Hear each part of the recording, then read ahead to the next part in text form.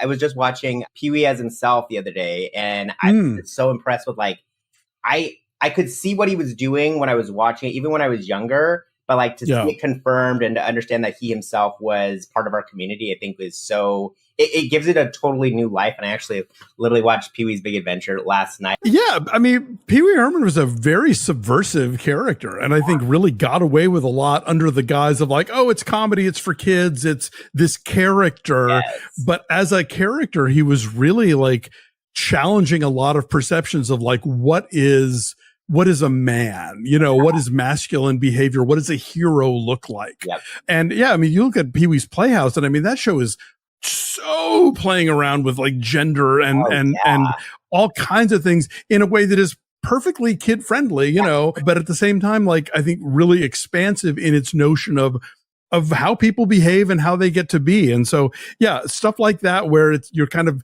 slipping it under the radar, and maybe a lot of viewers are only getting it at this level. But if if it speaks to you, you're like, oh, I see what we're doing here, and more of that, please. Literally, yeah. I loved his character specifically because it's like I saw elements of myself in him, and I think that's Sure. it's so much more resonant with me. And like I there's times when I feel more butch. There are times where I feel more femme. There's like it's just so like there's the spectrum of my identity, and being able to see somebody who embraced their effeminate side. I think that is like so cool as somebody who was growing up and figuring out my identity and trying to understand that, you know what I mean? So I love that about that.